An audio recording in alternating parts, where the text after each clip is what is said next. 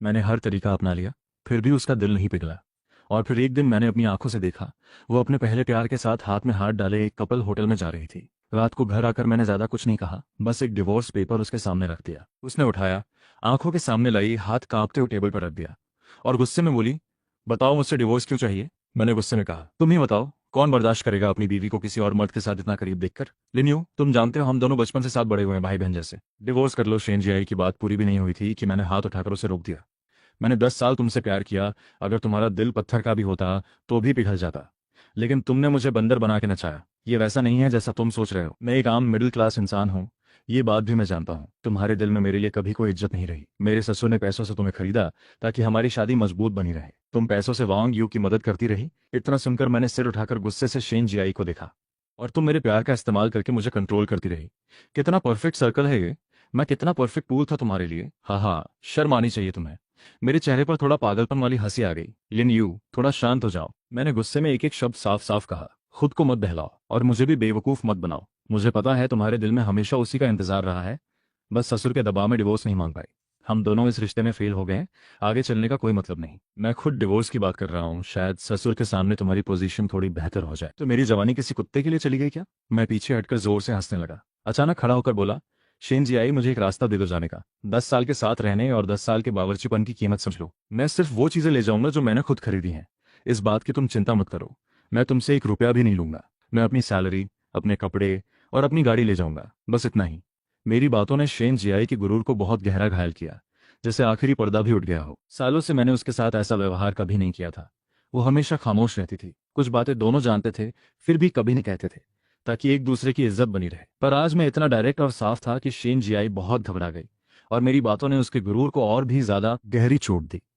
Shane जियाई ने जोर से अपना नाम लिखा और टेबल छोड़कर ऊपर चली गई।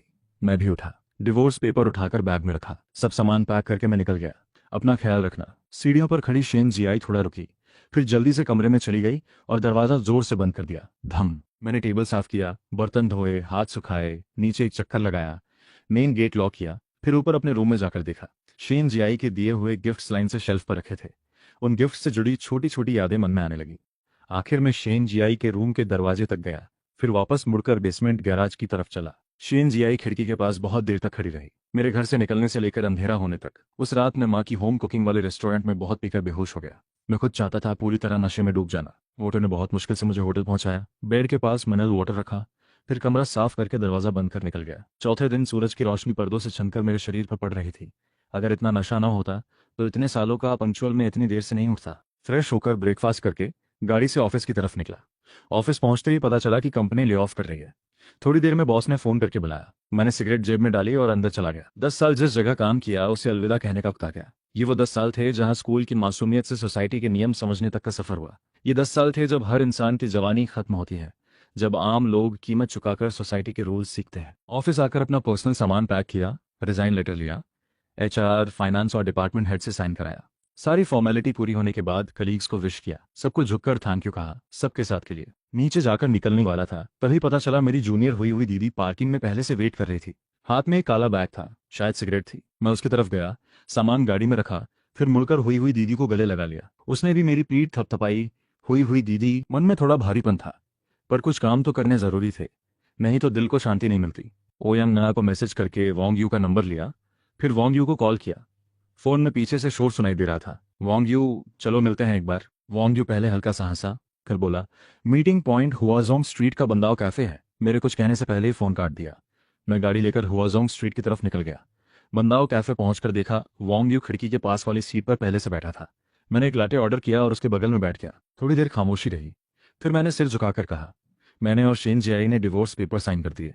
वोंग यू चम्मच से कॉफी हिलाते हुए बोला, तुम्हें तो पहले ही छोड़ देना चाहिए था उसे। उसे शादी ही नहीं करनी चाहिए थी। तुम उसके लायक नहीं थे। वो इंसान सिर्फ झूठ बोलकर बेवकूफ बनाने का काम कर सकता है। वो हमेशा तुम्हारा इंतजार करता था। मुझे पता है मैं उसके लायक नहीं हूँ, पर तुम भी मेरे लायक नहीं हो। मैं बेवकूफ हूँ तो तुम सबसे बड़े कचरे हो, सोसाइटी का रिजेक्ट, इंसानियत का गंदगी। वांग यू की भाषा थोड़ी सख्त होने लगी। गुस्से के बॉर्डर पर मैं अपनी बात कहता रहा, फिर भी मुझे तुमसे जलन होती है। हंसी आती है ना। एक अच्छा संस्कारी आदमी तुम जैसे कचरे से जलता है। कितना अजीब मजाक है ये। वांग यू हंसकर बोला, तुम तो गांव के गंवार हो, तुम क्या समझोगे औरतों का दिल। वांग यू मुस्कुराकर बोला, चलो जब तुम दोनों का डिवोर्स हो ही गया है तो मैं तुम्हें सिखा देता हूँ।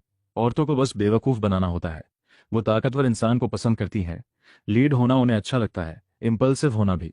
तुम्हें रिदम कंट्रोल करना आना चाहिए, छोड़ देना भी आना चाहिए, और दूसरों के मामलों में टांग अड़ानी भी आती है। सोचकर फिर बोला, शेन जियाई जैसी लेवल की लड़कियां कभी ईमानदार बंदों को पसंद नहीं करती, उन्हें सिर्फ बदमाश पसंद आते हैं, क्योंकि ही सिर्फ बदमाश ही उनके दिल की चाह जगा सकते हैं। अगर औरत के दिल में तुम्हारे लिए जगह नहीं तो 100 साल भी सो जाओ, कोई फायदा नहीं। मैंने भी मरी हुई राख जैसा सिर हिलाया, हाथ से इशारा किया कि आगे बोलो। वांग ये थोड़ा रुका, कॉफी का घूंट लिया। जब ऐसी औरत किसी बदमाश समझे जाने वाले इंसान को जीतना या बदलना चाहती है तो वो खत्म हो जाती है, प्यार के चक्कर में फंस जाती है। ये कोई पुराना नियम है। वांग यू जैसे जंग जीत लिया हो, बोलता ही चला गया, शेन जियाई के साथ बचपन के प्यार की कहानी से शुरू करते हुए। मैंने दुखी होकर उसकी स्पीच बीच में रोकी, सिर उठाकर एक नज़र वांग यू को देखा। तुम सच में उससे प्यार करते हो? ठीक से इंसान बनकर रहो ताकि शेन जियाई को कम से कम उम्मीद दिखे। मैंने एक लाइन और जोड़ी, अब झूठ बोलने की जरूरत नहीं, मुझे सिर्फ सच जानना है। वांग यू एक पल सोच में पड़ गया, फिर बोला, मैं उससे प्यार करता हूँ पर सबसे ज्यादा नहीं। पैसा मेरे लिए सबसे जरूरी है, मुझे अपने घर को फिर से खड़ा करना है। मैंने गुस्से में कहा, एक नीच इंसान औरत की भावनाओं का इस्तेमाल करके सिर्फ इसी के लिए। वांग यू फिर भी मुस्कुराकर हंसा। मैं गुस्से में मुड़कर निकल गया, गाड़ी में बैठा सिगरेट जलाई, फोन निकालकर वीचैट पर अभी की बातचीत की रिकॉर्डिंग भेज दी। बिनचेंग के एक चेन होटल में सुबह की रोशनी मेरे शरीर पर पड़ रही थी। अलार्म बजा, मैंने बिनचेंग में एक फ्रेंड ढूंढा और साथ में घूमने निकल गया। आसपास के नज़ारे देखते देखते मन धीरे धीरे शांत होने लगा। वक्त पंख लगाकर उड़ता गया, डिवोर्स की तारीख पास आती गई। आखिर वो दिन आ गया, अब पुरानी बातों को अलविदा कहने का वक्त था। नई जिंदगी शुरू होने वाली थी।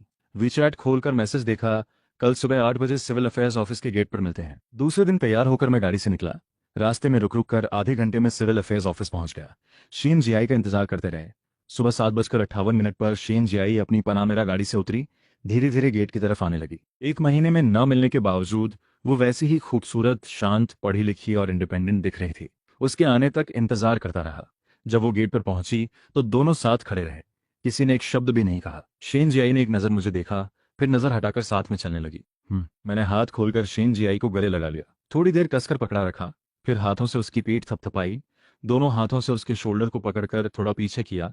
उसके खूबसूरत चेहरे को देखते हुए धीरे से बोला, अगर अगला जन्म मिला तो हम अनजान बने रहें। धीरे धीरे शेन जियाई से अलग होकर मुड़ गया, बिना पीछे की गहरी रात की वजह से रुके, कदम बढ़ाता रहा। मुझे लगा था मैं इतना स्ट्रांग हूं कि इस पल को संभाल सकता हूं। इंसान हमेशा ऐसा ही सोचता है, पर हकीकत में अक्सर उल्टा होता है। गाड़ी में बैठकर हल्की सांस छोड़ी, एक लंबी सांस के साथ। एक गलत रिश्ता आखिर में बेकार ही निकलता है, आखिर में कुछ भी हाथ नहीं आता। गाड़ी स्टार्ट करके निकल गया बिना पीछे देखे। 10 साल पहले आज के ही दिन दोनों ने यहाँ रजिस्ट्रेशन कराया था। मुझे वो पूरा सीन अभी भी साफ याद है। 10 साल बाद आज के ही दिन दोनों ने यहाँ डिवोर्स ले लिया। मैं चाहता हूँ कि अपनी जिंदगी के ये 10 साल भूल जाऊं अगर कोई फिर से। मैंने खुद ही बात बीच में रोक दी। अब माँ से इस बारे में और बात करने की हिम्मत नहीं थी। अगर थोड़ी और देर बात होती तो वो जरूर पूछती शेन जियाई के बारे में। खाने पर क्यों नहीं आई, क्या झगड़ा हो गया?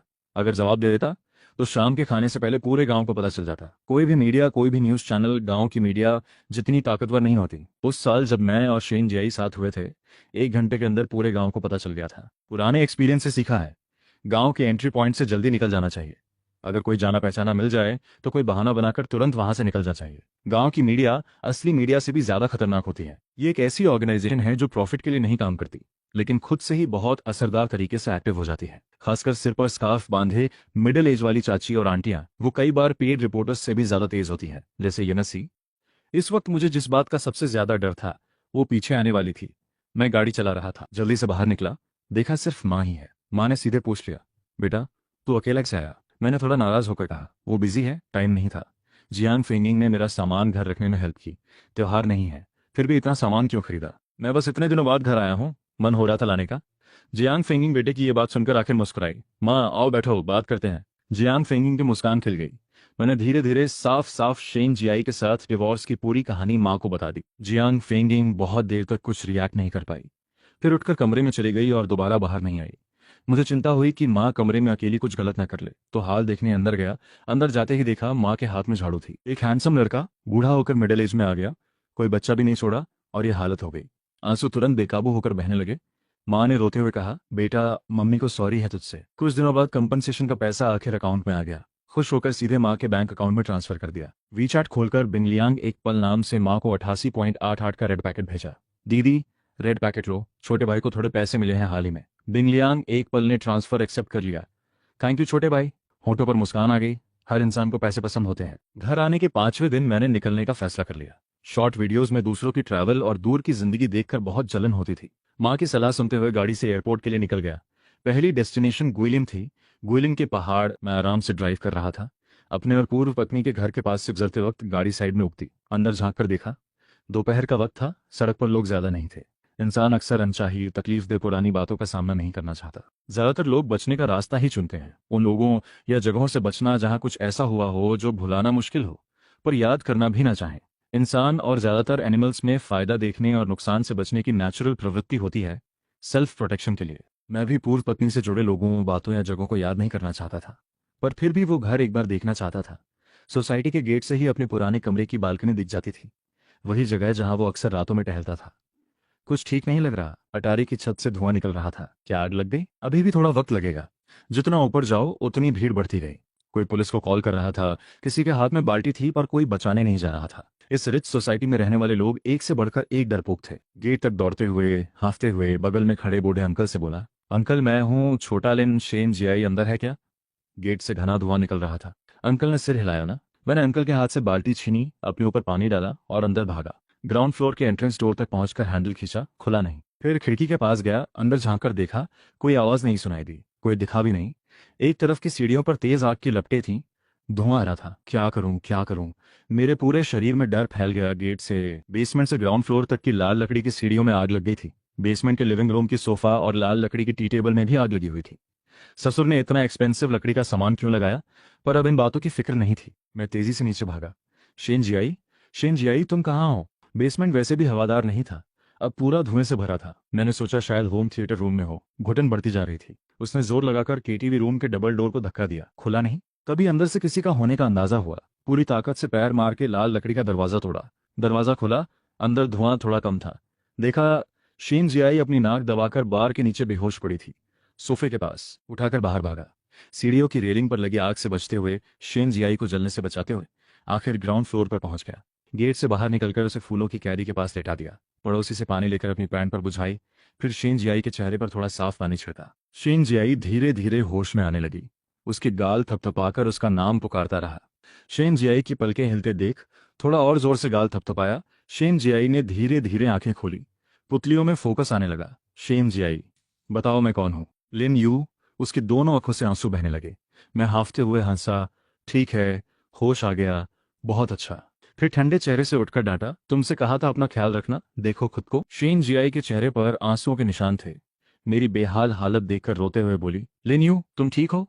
जरूरत ना हो तो जबरदस्ती मत करो। मेरे पूरे चेहरे पर कालिख लगी थी। अफ्रीकी लोगों जैसा लग रहा था। सिर्फ सफेद दांत चमक रहे थे।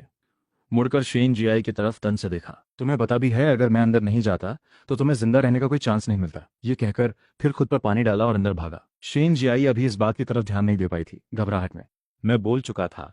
शेन जियाई एकदम ठंडी पड़ गई। पूरे शरीर से कांपने लगी, क्योंकि दूसरा वाला आदमी वांग यू था। वही कुत्ता आदमी सबसे पीछे ग्राउंड फ्लोर के गेट पर रहा। वहां से घना धुआं बाहर निकल रहा था। मैं संभलते हुए नीचे मैं बस रुक नहीं पा रहा था। लग रहा था अभी फट जाऊंगा। फिजिकल एनर्जी बिल्कुल खत्म हो चुकी थी। आंखों के सामने हेलुसिनेशन शुरू हो गए थे। बेसमेंट से ग्राउंड फ्लोर जाने वाली सीढ़ी के आखिरी स्टेप पर जीप बस सामने ही थी। मैंने पूरी ताकत से आगे की तरफ धक्का मारा। कंधे पर उठाए उस आदमी के साथ ग्राउंड फ्लोर पर गिर पड़ा। वो आदमी थोड़ा कराहा, मैं भी कराहा। बहुत दर्द हो रहा था, बहुत थकान थी। दांत भींचकर बाजू की चोट को इग्नोर करते हुए फिर से मुश्किल से उस आदमी को कंधे पर उठाया। बस रोशनी दिखने ही वाली थी, तभी पैर के नीचे का रास्ता फिसल गया और दोनों फिर से अचानक गिर पड़े। कंधे पर वाला आदमी पहले गिरा, मैं उसके पीछे गिरा। जमीन पर गिरते वक्त मेरा सिर उसके सिर से जा टकराया और मुझे होश नहीं रहा। पता नहीं कितना वक्त बीत गया। एम्बुलेंस भी आ गई। उसके बाद बेसमेंट में पानी की स्प्रे लगातार चलती रही। फायर ब्रिगेड वाले आखिर बेसमेंट तक पहुंच गए। मैं भी होश में आ गया। ठंडे शरीर के साथ उठकर बैठ गया। थोड़ी दूर पर देखा, शेन जियाई सबसे पहले बचाई गई लड़की के साथ झगड़ रही थी। मुश्किल से उठकर खड़ा हुआ, थोड़ा शरीर हिलाया। ज्यादा चोट नहीं लगी थी। दोनों की तरफ गया, थोड़ी देर साइड में सुनते रहा। फिर समझ आ गया, उस लड़की ने शेन जियाई की इजाजत के बिना वांग यू, उस कुत्ते आदमी को घर लाया था। फिर उसे समझाने की कोशिश की थी। मेरा अंदाजा है समझाने का कोई फायदा नहीं हुआ। फिर वांग यू ने जानबूझकर आग लगाई, चाहे साथ मरना हो या हीरो बनकर राजकुमारी बचाने की कहानी बनाना हो। लिन यू, तुम उठ गए। कैसा फील हो रहा है? हॉस्पिटल चलें क्या? मैं एक नज़र जमीन पर। दिल के बिना घोड़ा और बेस्ट फ्रेंड खाना बेकार कर दिया। तुम चुप रहो। तुम जैसा गांव का इंसान बोलने का हक भी नहीं रखता। मुझे लिन यू बोलो। शेम जियाई की बेस्ट फ्रेंड बोली। मैं सोच रहा था, मैंने तुम्हें बचाया, बस इतना ही काफी था। तभी शेम जियाई ने हाथ उठाकर सीधे उसके गाल पर थप्पड़ मार दिया। तुरंत हाथ का निशान उभर आया। बेस्ट फ्रेंड मुड़कर मेरी तरफ देखने लगी। लेन यू, मैंने हल्का सा मुस्कुराकर सिर हिलाया। शेम जियाई, मैं तुम दोनों की खुशी की दुआ करता हूँ। मुड़कर इत्मीनान से लोगों की भीड़ में चला गया। भीड़ में जाते जाते एक बार पीछे मुड़कर देखा, मुस्कुराते हुए निकल गई। प्लेन टेक ऑफ करके ऊपर जाते वक्त तेज प्रेशर ने मुझे सीट से पीछे धकेल दिया। थोड़ा एक्साइटिंग लगा। मन में सोचा, अगर बंजी जंपिंग करूं तो शायद और भी एक्साइटिंग होगा। अगर मौका मिला तो जरूर करूंगा बंजी जंपिंग। बाद में शिन जियाई ने कई बार अलग अलग कपड़े भेजे, तो मैंने फैसला लिया कि प्लेन से उतरकर कोई कोरियर पॉइंट ढूंढकर सब वापस भेज दूंगा। नई शुरुआत साफ सुथरी होनी चाहिए। हाल ही में अच्छे से रेस्ट किया था, तो थोड़े वक्त तक नींद नहीं आ रही थी। रास्ते में खाते पीते सोते सोते पैर सुन्न होने तक चलता रहा। आखिर गोलेन एयरपोर्ट पहुंच गया। आखिर आज़ाद हुआ। मैनेजर के बताए हुए लड़की के मायूस चेहरे के सामने मैंने सेलेक्ट किए हुए लोकल गाइड को लेकर रिसेप्शन पर पेमेंट किया और होटल से बाहर निकल गया। लोकल गाइड का नाम ली मिलान था। मैं मिलान के पीछे पीछे चला। जो भी प्लान वो बनाए। उस रात इनमें रुके। बाहर से देखने में पुराना सा लगता था, पर अंदर जाकर देखा तो लेवल काफी हाई था, लगभग 4 स्टार जैसा। सबसे अच्छी बात यह थी कि बहुत किफायती था। श्री पेंटिंग गैलरी और युलोंग रिवर में नाव खींचने वाला आदमी टिपिकल गोइलन लुक का था। गहरी आंखें, सफेद चमकते दांत, हंसी एकदम क्लीन। मुझे लगा शायद ये एनवायरनमेंट का असर है। इतनी खूबसूरत जगह में रहकर हंसी भी इतनी नेचुरल लगती है। सच में, जैसी जगह वैसे लोग। तीसरे दिन आखिर में सिल्वर केव गए। लोकल कहावत है, सिल्वर केव देख लो तो जिंदगी भर पैसों की कमी नहीं रहती। तो चलो सबकी अमीरी की दुआ करते हैं। पता नहीं कैसे एक हफ्ता निकल गया। इन दिनों शरीर बहुत थका हुआ था, पर लगा जैसे आत्मा और मन आधे साफ हो गए हों। मुझे यहाँ पसंद आ रहा था। फिलहाल जाने का इरादा नहीं था, तो पहले मिलान को 20,000 दे दिए, यानी 20 दिन की सैलरी। कम नहीं ज्यादा ही दूंगा, मिलान बोली। मिलान, यहाँ बंजी जंपिंग की जगह है क्या? दोपहर में मन है थोड़ी जंपिंग करने का। मिलान मुंह में खाना धीरे धीरे निगलते हुए टिश्यू से मुंह साफ करते हुए बोली, हाँ हाँ, 2 जगह है, एक नदी के ऊपर, एक पहाड़ पर। लिन भाई, कौन सी चुनो, कौन सी पास है? मुझे लगा घर लौटने में आसान जगह बेहतर है। बंजी जंपिंग करने के बाद 7 दिन का ट्रिप खत्म हो जाएगा, फिर होटल लौटकर कुछ और करूंगा।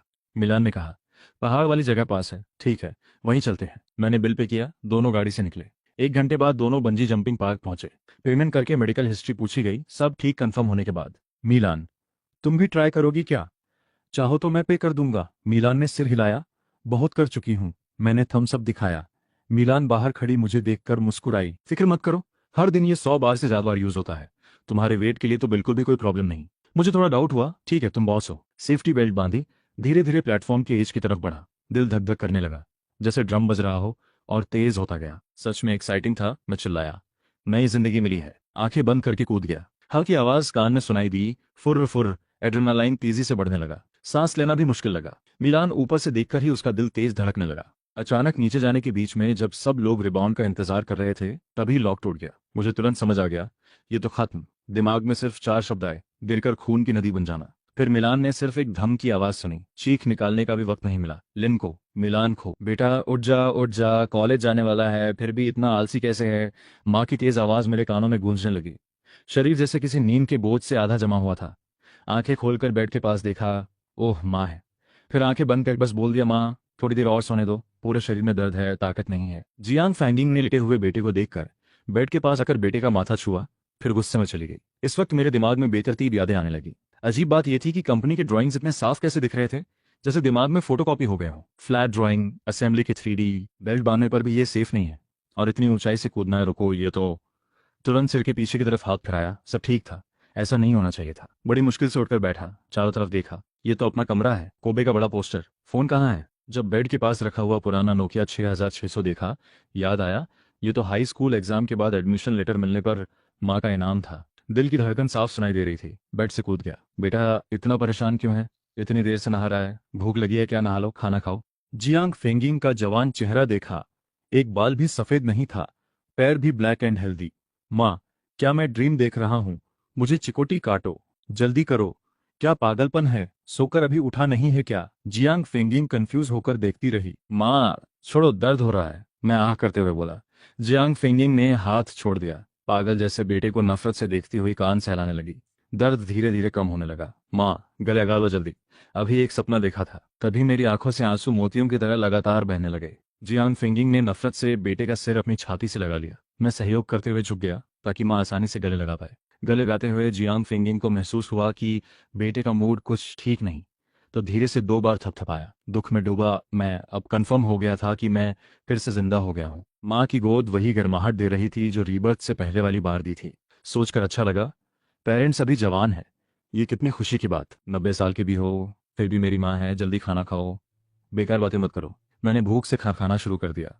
लगातार 3 बड़े बाउल चावल की कांजी खाई। आखिर कमजोरी थोड़ी कम हुई। खाना खाने के बाद बर्तन साफ करके आंगन में आया। चारों तरफ देखा, जाना पहचाना आंगन था। फिर आसमान की तरफ इज्जत से झुककर भगवान को थैंक्स कहा, फिर से जिंदगी का मौका देने के लिए। मन में सिस्टम को बार बार कॉल करता रहा। आधे घंटे बीत गए, सिर्फ खामोशी मिली, कोई जवाब नहीं। ठीक है, ऐसा ही बेहतर है। अब अपनी असली पहचान के साथ जिंदगी जिएंगे। बिना पता चले शाम हो गई। आसमान में हल्की सी रोशनी बाकी थी। गांव के पड़ोसियों के घरों से धुआं उठ रहा था। लिम झिंगुओं समुंदर से वापस आ गया था, आज ट्रैप से कुछ क्रैब्स। और मैं पूरा। खून के रिश्ते और पैसों का प्रेशर सच में बहुत भारी होता है। जल्दी से नाश्ता करके मोटरसाइकिल लेकर निकल गया। लिनफू ने जो मोटरसाइकिल चुनी थी वो लिनमो 100 सीरीज ऑटोमेटिक थी, चलाना आसान। कभी कभी लिनमो भी उसे चला सकता था। मोटरसाइकिल चलाते हुए सामने से आती ठंडी हवा का मजा ले रहा था। हवा में पेड़ पौधों और फूलों की खुशबू थी जो इंसान को जिंदगी के नए जोश से भर देती थी। इस दुर्लभ मौके की वो बहुत कदर कर रहा था। सीखने और महसूस करने का मौका। छोटे बाजार में पहुंचकर मेन्यू निकाला। टोफू, रिब्स, ड्रंकन श्रिम्प, सी स्नेल। दाम चेक करते करते 100 से ज्यादा रुपए खर्च हो गए। फिर भी पूरा सामान नहीं आया। सामान पैरों के बीच मोटरसाइकिल के गैप में रखा, पैरों से दबाकर पकड़ा, फिर गाड़ी चलाकर घर लौटा, हल्की मुस्कान के साथ। पर उसमें कोई खास गर्माहट नहीं थी। डोंग गन्हुआ ने इस हैंडसम लड़के को सिर से पैर तक देखा। चेहरे पर मीठी मुस्कान लाकर बोली, छोटे लिन इतना बड़ा हो गया। हाँ हाँ, आओ, अच्छे से देखो तुम्हें, थोड़ी बात करें। जियांग फेंगिंग ने जबरदस्ती मुस्कान लाने की कोशिश की। मैंने माँ की तरफ देखा, चिंता से भरी नजर से। जियांग फेंगिंग बोली, कुछ नहीं, सुना है तुम भी फेंगचिंग पढ़ने जा रहे हो। मेरी बेटी फेंगचिंग नॉर्मल यूनिवर्सिटी में पढ़ती है, स्कूल खुलते ही 3rd ईयर में होगी। डोंग वेनहुआ की आवाज धीमी और सॉफ्ट थी, सुनकर सुकून मिलता था। और इस वक्त उस मिडिल एज पूर्व सासू माँ में काफी ग्रेस और रॉयल अंदाज था। अपनी पूर्व सासू माँ के लिए मेरे मन में अब भी रिस्पेक्ट था, क्योंकि पहले वो मुझे अपने बेटे जैसा मानती थी। मैंने सोचा, पिछली जिंदगी में तुम्हारे और जियांग फेंगिंग और तुम्हारी बेटी की वजह से ही तो ये सब हुआ था। इस बार फिर वही ड्रामा। अगर डिवोर्स ना होता तो दिल हल्का करने नहीं जाता। अगर दिल हल्का करने न जाता तो थ्रिल ढूंढने नहीं जाता। बंजी जंपिंग क्यों करता। इस बार जिंदगी में 2 काम नहीं करूंगा। एक, तुम्हारा दामाद नहीं बनूंगा। दूसरा, बंजी जंपिंग नहीं करूंगा। तुम बहुत बुरे हो। मैं कपड़े लेकर नहाने जा रहा हूँ। रुको रुको, दोनों एक साथ बोले। क्या हुआ? मैंने इन दोनों शैतानों को देखा। डोंग वेनहुआ ने जियांग फेंगिंग से नजरें मिलाई। जियांग फेंगिंग ने पूछा, जियाई तुम्हारे कमरे में सोएगी क्या? मुझे इस वक्त यकीन हो गया, सच में दिमाग गर्म हो गया है इनका। मैंने जैसे तैसे अपना एक्सप्रेशन कंट्रोल किया। पापा 10 साल से सेक्शन हेड हैं, फिर भी इतना शौक नहीं झेल पाए। थोड़ा नाराज होकर बोले, ठीक है, बाद में बात करते हैं। माँ, मैं पापा को रिसीव करने जाता हूँ। दरवाजे से बाहर निकलते वक्त जहाँ कोई नहीं देख रहा था, मेरा चेहरा गंभीर हो गया। मैं और लिन झेंगुओ साथ लौटे, फिर खाना शुरू हुआ। डोंग वेनहुआ ने शेन जियाई को खाने के लिए बुलाया। ग्राउंड फ्लोर पर एंट्री करते ही लिविंग रूम और किचन है। डाइनिंग टेबल लिविंग रूम में है, लिविंग रूम वेस्ट साइड पर, किचन ईस्ट साइड पर। मैं खाना सर्व करने में हेल्प कर रहा था। उन दोनों के आने पर नजरें मिली। मन में ठंडा भाव था, फिर भी खुद ही ग्रीट किया, हेलो, मैं लिन यू हूँ, मुझे शियाओ यू बोल सकते हो। शिन जियाई थोड़ी अटक गई मेरी बात सुनकर। अरे हेलो, पहली मुलाकात है तो मैं तुम्हारे लिए गिफ्ट लाई हूँ, 1 मिनट रुको। बस एक पल के लिए रुकी, फिर वापस नॉर्मल हो गई। थोड़ी सी मायूसी थी, पिछली जिंदगी से कम साफ सुथरी पर ज्यादा रियल और घरेलू फील वाली। 2 बॉक्स, 4 शॉपिंग बैग लेकर आई। ये तुम्हारे लिए लाई हूँ 2 सेट स्पोर्ट्स वियर। ये तुम्हारे लिए 2 जोड़ी शूज, साइज सब जियांग के जैसा ही है, घर जाकर ट्राई करना। शीन जियाई हल्के से मुस्कुराते हुए धीमी आवाज में बोली। आवाज एकदम साफ और मीठी, जैसे पुराने जमाने में कहते हैं, मोती जैसी आवाज। मैंने दोनों हाथों से लिया, थैंक यू। सामान लिविंग रूम के कोने में रखा। सब लोग टेबल पर बैठ गए। जियांग फेंगिंग जल्दी से शेन जियाई की प्लेट में खाना डालने लगी। मैंने नाक थोड़ी सिकोड़ी। माँ को इतना खुश होकर सर्व करते देखकर खाते पीते बातें होती रहीं। पुराने जमाने की यादें, जवानी के दिन। मीडिया सेंटर में जरूर बहुत हलचल होगी, मैंने अंदाजा लगाया। शेन परिवार की माँ बेटी ने अपने ही घर के आंगन में बैठना चुना। मैंने मॉस्किटो बेल जलाई, सब बातें करने लगे। यिंग जी, छोटा लिन जियाई से छोटा है ना? शेन की माँ ने पूछा। हाँ, 3 साल छोटा, एक 82 का है, एक 85 का। शेन जियाई पूरी शाम जानबूझकर मुझे डिस्टर्ब करती रही। रात गहरी हो गई, पर मैंने ध्यान नहीं दिया। उनकी बातें सुनकर लगा अभी कुछ गड़बड़ होने वाली है। मैंने जल्दी से बात पकड़ी। आंटी, आपकी सिर्फ एक ही बेटी है ना? हाँ। जब मैं शहर लौटकर उसके पापा से शादी की, एक तो फैमिली प्लानिंग पॉलिसी थी, दूसरा काम भी बहुत बिजी था, तो सिर्फ जियाई ही हुई। शेन की माँ मुझे देखकर खुश हो रही थी, सोच रही थी मैं फैमिली ओरिएंटेड टाइप हूँ। तो फिर सोचो, एक बेटा और मिल जाए तो कैसा रहेगा। मैं तुम्हारी गोद ली हुई बेटी बन जाऊं, फिर तुम्हारा भी एक बेटा हो जाएगा। मेरी इस बात पर माहौल थोड़ी देर के लिए खामोश हो गया। जियांग फेंगिंग ने मुझे देखकर कहा, तुम दोनों के पैदा होने पर ही ये शादी फिक्स हो गई थी? बचपन की मम्मी। पापा ने सिर हिलाकर पक्का कंफर्म किया। शेन जियाई ने मुंह दूसरी तरफ घुमा लिया। खामोशी ही सबसे बेहतर थी। मैंने कहा, तुम लोग पहले इतने एक्साइटेड क्यों थे? और शेन जियाई की कंडीशन इतनी अच्छी होने पर भी कोई ऑब्जेक्शन नहीं किया। साइड से अपनी माँ को देखा, फिर पापा को, फिर शेन की माँ को यकीन हो गया ये सच है। अब जो मैं करने वाला था वो खतरे के किनारे पर खड़ा होना था। मैंने जियांग फिंगिंग से कहा, माँ, मुझे किसी और से प्यार है। जियांग फिंगिंग की आंखें गोल हो गईं, उंगली से इशारा करते हुए। फिर से बोलो। मैंने धीमी आवाज में कहा, मुझे किसी और से प्यार है। फिर से बोलो। जियांग फिंगिंग की आवाज और सख्त होती गई, उंगली पीछे खींचकर, दोनों हाथ घुटनों पर रखकर। अपनी माँ को जानता हूँ, ये तो मेरी बहन का तो बॉयफ्रेंड होना चाहिए ना दीदी, और दोनों फैमिली की कंडीशन भी बराबर होनी चाहिए। माँ, गलत जोड़ी मत बनाओ। और आंटी डोंग, दीदी और उसका बॉयफ्रेंड, आप दोनों भी उन्हें अच्छे से जानते हो ना? जियांग फिंगिंग गुस्से में मुझे देखती रही। मैंने डोंग वेनुआ और शेन जाई की तरफ देखा। जाओ नहाने जाओ, जल्दी। आज रात ग्राउंड फ्लोर वेस्ट रूम में सोना, ठीक है? जवाब देकर शर्मिंदा होकर भाग गया। हालत कमजोर हो तो भाग जाना ही बेस्ट है। भागते भागते प्लान सोचता रहा। शेन जियाई शांत चेहरे से अंधेरे की तरफ देख रही थी। डोंग वेनहुआ और जियान फिंगिंग ने एक दूसरे को देखा, आंखों से इशारा किया। उस वक्त गांव में गर्मियों में नहाने के लिए हॉट वाटर बैग यूज होता था। बड़ा काला पानी का बैग सुबह भर कर रखते। रात होते होते पानी अब भी गर्म रहता। मैं बोर होते हुए, 2 टी-शर्ट अब के लिए तो बहुत लग्जरी बात है। पूर्व पत्नी अभी भी इतनी खूबसूरत है, इतनी फैमिलियर भी, पर अब उतनी पॉसेसिव फीलिंग नहीं रही। इस बार जिंदगी में शेन जियाई से कुछ भी नहीं चाहिए, इसलिए पिछली जिंदगी की पूर्व पत्नी के सामने दिल बहुत शांत है। न कोई इंफीरियरिटी फील, न कोई चाहत, बस थोड़ी आजादी का एहसास है। मौसम गर्म और हुंद था। रात को गांव में सोना भी काफी गर्म लगता था। सिर्फ इलेक्ट्रिक फैन या हाथ वाला पंखा ही सहारा था। पर गांव की शांति, सुकून, नेचर के करीब होना शहर में मिलना नामुमकिन है। दूसरे दिन सूरज की गोल्डन रोशनी हल्के बादलों को पार करके वेस्ट साइड फैल गई। गांव में मुर्गों की आवाज गूंज रही थी। बीच बीच में वांकई के भौंकने की आवाज भी सुनाई दे रही थी।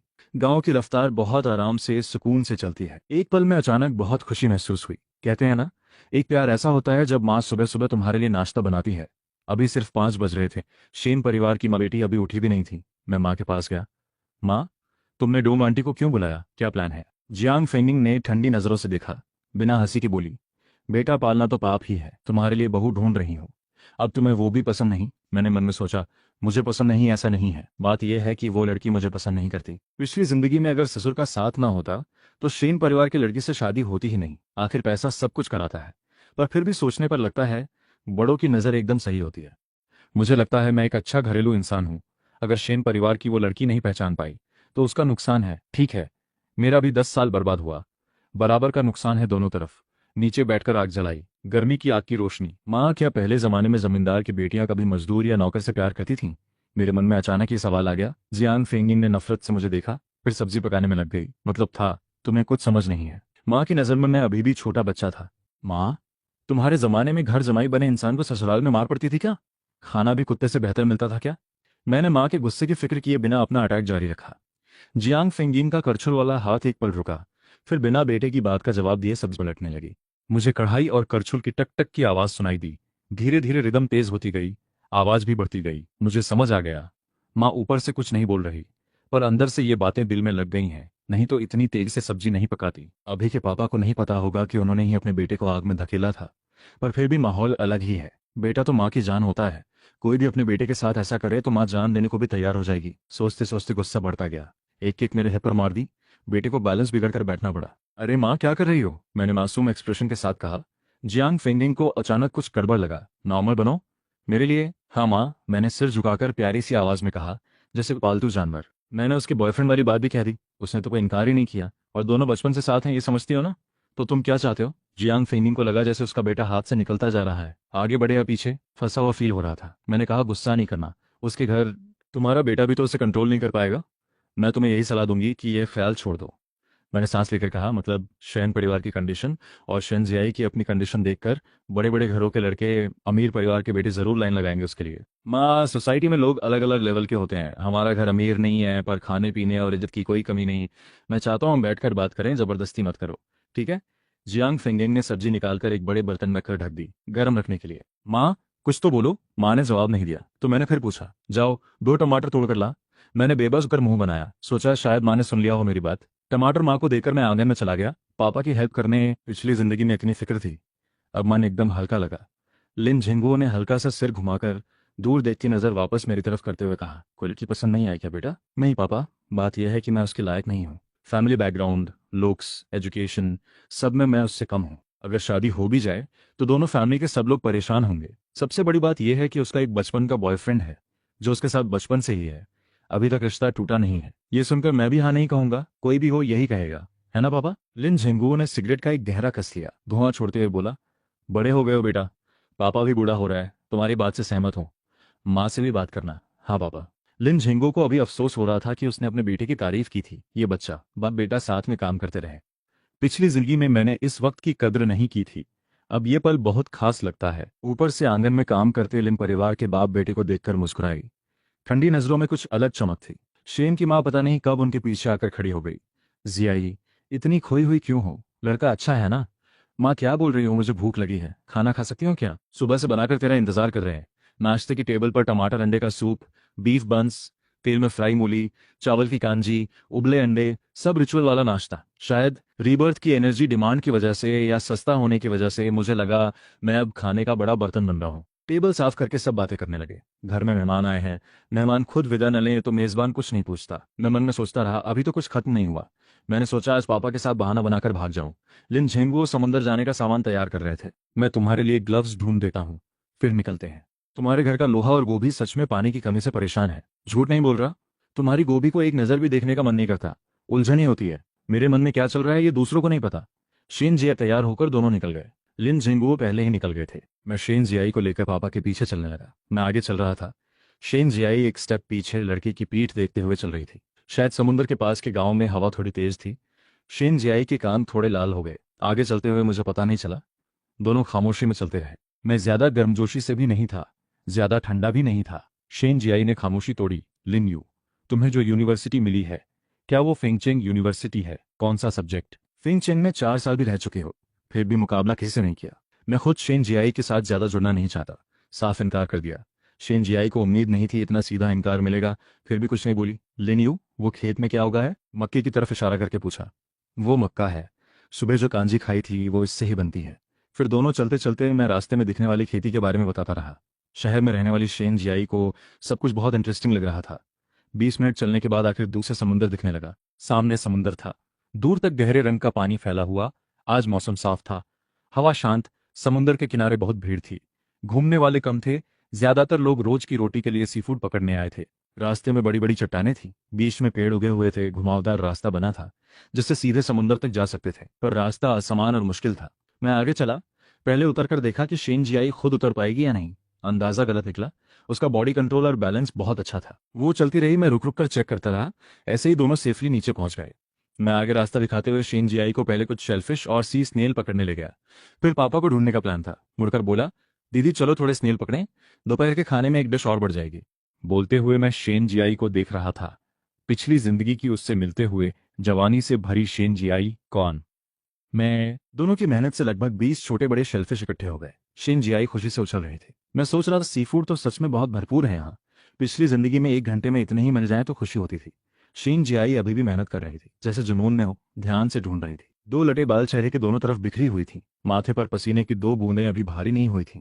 बालों के सिरे पर अटकी हुई थीं। मेहनत के साथ पसीने की वो परफेक्ट लाइन, सच में पड़ोस की दीदी जैसा फील आ रहा था।